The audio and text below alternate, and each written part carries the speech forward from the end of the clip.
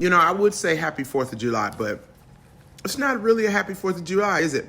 Because 4th of July is supposed to stand for independence and, how our country fought for freedom, all this stuff. But this ain't the land of the free. Y'all have taken away women's rights. You're trying to take away voters' rights.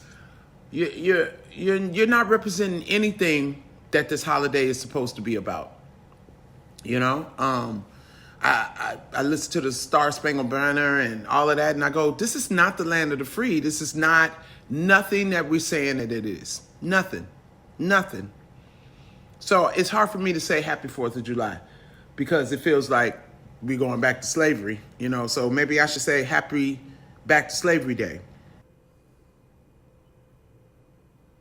Now, maybe you're sitting there, as honestly I am, maybe you're sitting there looking at that and you're saying, taking away women's rights, overturning Roe versus Wade doesn't take away women's rights. What are you talking about? That's crazy. Maybe you're saying that. Maybe you're sitting there saying it just returns it to the states. Maybe when she brought up voting rights, you're sitting there saying, no one is even attempting to take away voting rights. Asking for an ID isn't Maybe you're sitting there with every insane thing that comes out of her mouth. Maybe you're sitting there in your mind using facts to go after her, to counter what she's saying with facts.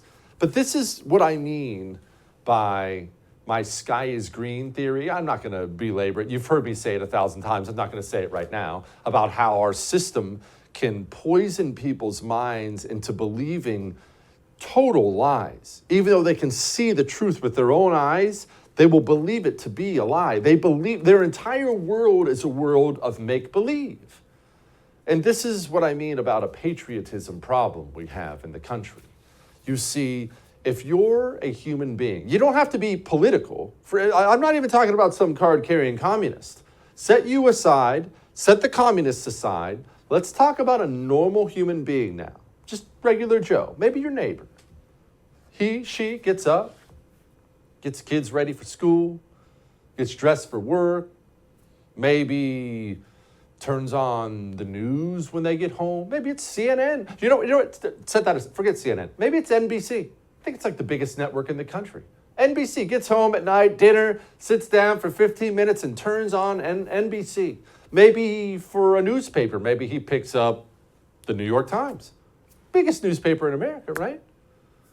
That human being very likely lives in a world of make-believe. And the problem, back to the patriotism thing, is this. Every single part of our system now is anti-American. You're not anti-American, but when you really think about it, we have not an un-American system, we have an anti-American system, meaning all the powers that be, all of our cultural leaders, all of the leaders that hold up our society, they genuinely believe America to be an evil place. They do. Your child's social studies teacher believes America is an evil, racist, misogynistic, slave-loving. That's what your child's social study teacher believes. The news anchor who brings you the news every night after dinner for 15 minutes on NBC, they genuinely believe America sucks. We just talked about actresses and singers talking about America sucks. Comedians think America sucks. The President of the United States thinks America sucks. The FBI thinks America sucks. Every single part of the system, America sucks, America sucks, America sucks, America sucks. And that is really the problem we have, a severe patriotism problem. You see, if the person, the crazy hippie on the corner with armpit hair, if she believes America sucks, that's really not a big deal. It's not ideal, but it's not a big deal. If the people who lead the nation believe America sucks, that is a very big deal, because then every part of their day, everything they do will be geared towards destroying what they believe to be evil and wrong. We have an anti-American society now, system now, and it's killing us. I mean, I've used this example before. Let's use it again. If you have a village, let's make it small, a village of 100 people, and, it's men, women, children, living, working together. And in this village of 100 people, every single day when they wake up, 85 of these people love this village. They appreciate it. It's a good place.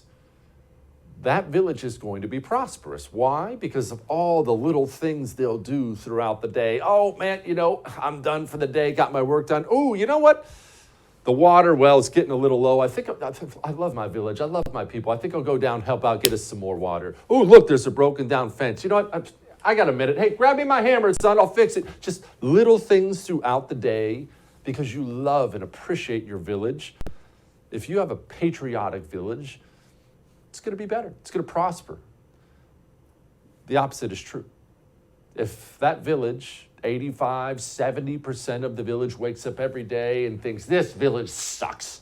We've got an evil history. It's an evil place. They don't appreciate my rights. They hate women. This village, they had slaves before. We practically still have slaves.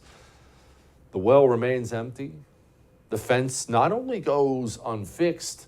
If you have such a high percentage of a village that hates the village, maybe they break the fence down even more. After all, it's an evil village that needs to be destroyed, right? Don't miss Jesse Kelly Breaks History, The Forgotten Genocide, the first episode of a new series available now exclusively for First TV supporters. Visit the First TV app or thefirsttv.com to subscribe and start watching today.